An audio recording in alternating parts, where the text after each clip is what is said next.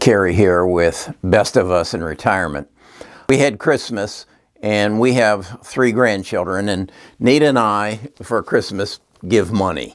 Our grandkids are very appreciative, and it caused me to think back when I was a young kid. One year, my grandmother gave me a bond, and I remember it very vividly. It was a big piece of paper, and it had $25 on it. Well, at that time, $25 was a lot of money, and I got pretty excited about it and how I could spend it. And then my grandmother, or my dad, explained to me that it really wasn't worth $25. It would be worth $25 in 10 years. And I thought, 10 years? What am I going to do in the meantime? So we took it, and I think they had a lockbox or something, and they put it in the lockbox. And I never really understood a bond, at least not as a kid. And as I became a financial advisor, I started to understand it. And the best way I came to understand it, it worked like a teeter-totter. As interest rates went up, the value of the bond went down. As interest rates went down, the value of the bond went up. And so I keep that in my mind, and then I have to walk myself through it on a regular basis. Well, today I was reading the Wall Street Journal. I read the Wall Street Journal online, and they were talking about bonds, and they had this video. And so I cued the video and watched it, and I thought, that is excellent. That's a good explanation of bonds. And I think that would be of some value to retired people who are looking right now at a stock market that is crashing and wondering, where should I be putting my money at this point? Where is safe? And then they're looking at CDs, and CDs aren't paying anything. And if you go at bonds, there's all kinds of bonds. There's treasuries, but they're only paying maybe 1.5% or 2%. And then you get into corporate bonds, and you get into what are called junk bonds. And so most of us stay away from bonds. But I thought it would be valuable for me to share this tutorial that I had at the Wall Street Journal and let you watch it and see if it helps you better understand how bonds work and how they might in fact fit into your investment portfolio. So watch this and see if it helps you. Few things in the economy are more closely watched than bond yields. There are forces in play that merit watching. Some commodity prices and 10-year Treasury yields have climbed. That's the president of the Federal Reserve of Atlanta last March, speaking about how the Fed gauges inflation and why it's keeping a close eye on certain bond yields. U.S. government bond yields are a barometer for the economy, but they're also more than that.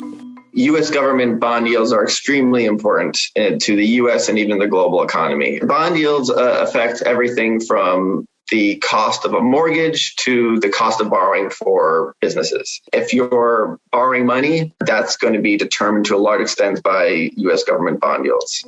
And changes in yields can impact you. Here's how bond yields work and why they're so crucial to the economy. When we talk about a bond yield, we're typically talking about the annualized return an investor earns by holding a bond until its maturity date. Let's break this down. A bond is a contract with features that are set from the start.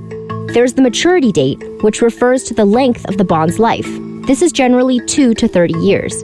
Bonds that mature between 2 and 10 years are also called notes. Then there's its face value, which is the amount the bond is worth when it's first created, and the amount it is guaranteed to pay on the maturity date. There's also the annual interest rate, otherwise known as the coupon rate. This is the fixed amount a bond pays each year up to its maturity date. So say an investor buys a new 10-year Treasury note with a face value of $1,000 and a coupon or yield of 4%. Every year, the investor will receive $40, and on the 10th year, she'll get back the original $1,000 she paid for the bond. But here's the thing. As soon as she buys that bond, she can sell it to other investors. And when she does, certain features of the bond are subject to change. If the economy is doing well, interest rates may go up, which means new bonds will be issued at a higher yield, bringing down the value of existing bonds. Say a new batch of 10-year treasuries pay a yield of 5%. Suddenly, this bond is less attractive to investors, and the price has dropped. When the price goes down, the yield goes up. And when interest rates go down, this same dynamic happens in reverse. The inverse relationship between the price of a bond and its yield is key to understanding why investors care so much about bond yields, and why you sometimes see yields and stocks both going up at the same time. Investors generally like bonds because they are a safe investment. The problem is that return is going to be often lower, much lower than stocks. Sam Goldfarb covers changes in bond yields and how they're connected to financial markets and the economy. If investors are confident about the economy, they might not be satisfied with the small return they can get from U.S. government bonds. They might choose to buy stocks instead. But climbing treasury yields also signal that borrowing is getting more expensive. It's basically a proxy for longer-term interest rates. If you want to get a rough sense of, where your mortgage rates are going to be going, you might look at the 10-year treasury note and its yield. Bond yields aren't just watched by economists and investors. The Federal Reserve keeps a close eye on them as well. And they're not just watching. Bond yields are a key part of monetary policy that the Fed uses to help influence the economy. There's been an underlying sense of an improved economic outlook, and that has to be part of why rates would move back up from the extraordinarily low levels they were at. That's the chairman of the Federal Reserve in March 2021, talking about the rise in bond yields during the economic crisis. In 2020, the Fed had slashed short-term interest rates it controls to zero in an effort to bolster the economy and encourage spending. And bond yields, which are heavily influenced by the outlook of short-term interest rates, also fell to record lows. 2 years later, much of the economy has rebounded. The economy has rapidly gained strength despite the ongoing pandemic, giving rise to persistent supply and demand imbalances and bottlenecks, and to elevated inflation. Last December, inflation rose 7% from a year earlier, the fastest pace since 1982. This reflected rapidly rising prices on everything from houses to groceries. And when the Fed wants to restrain an overheated economy, it raises short-term interest rates. And when interest rates rise, bond yields go up as well. If inflation is uncomfortably high, people don't like that. The Fed has a goal of keeping prices stable, and so it'll try to cool the economy by raising borrowing costs. Higher interest rates can send up the price of mortgages and other loans, which will likely slow down consumer spending. This sounds like a bad thing, but only to a point. Higher bond yields can help cool down the economy, which should bring down inflation in the long term. As I said, that was pretty much kind of directed towards treasuries or government bonds that are issued by the federal government to finance their debt and any other ambitions that they might have. But then you have corporate bonds, and usually corporate bonds will pay a bit more, AAA bonds, and then they go down AAA to 1A, 2A, B, and then they go to B, and then you get down to junk bonds. And I wouldn't advise that to much of anybody, because we're in a turbulent economy, and if someone's paying when the Fed rate is 1.75, if somebody's paying 10 or 13% on a bond, there's a good possibility there's a default rate there. So that you need to be careful of. But I think if you dig deeper into bonds, and we're coming into a period that they're going to be raising interest rates.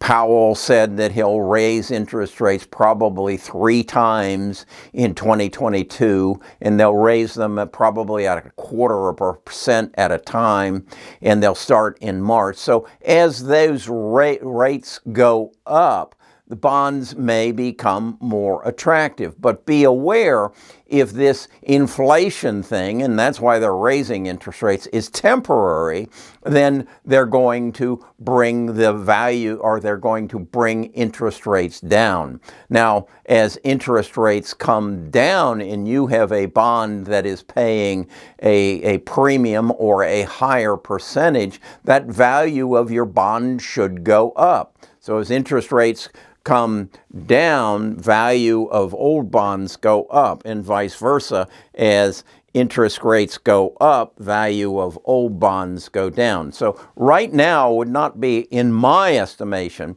the time to be buying bonds. But if we get to September and interest rates are up, let's say, from 1.75 to 2.75, that might be a time to buy a bond, because I think the inflation that we're dealing with is predicated or facilitated as a result of the coronavirus, and I certainly am hoping that that will go away, and as that goes away, supplies become more available, goods become more available, so there isn't a high bidding war, that's inflation, for goods and services. So, and as people go back to work, then interest rates will come down and your bond will be worth more. So that's my guide to you as I understand it. Be aware of bonds. If you see interest rates going up, and in fact, Powell continues and does it 3-4 times in 2022 as interest rates are up, that's when you want to buy a bond, okay? So I hope that's helpful, and I'll keep putting things out here that I think can help you.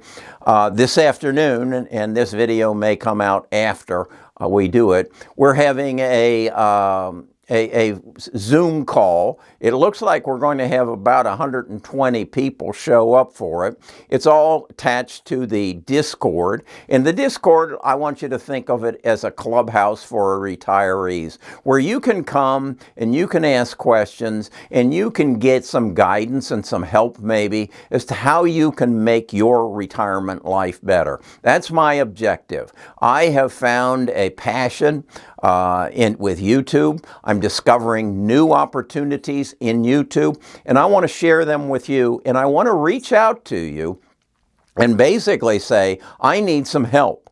I need some help in doing some of the things that I'm doing. I need a copywriter. I need someone who has maybe some marketing knowledge through email. And because I'm growing a business, and if you can help me grow the business, I want you to share in the profits. So go to the Discord. We'll have these meetings on a regular basis, and I'll explain where I'm taking my business, and I'll explain where I'm taking my retirement.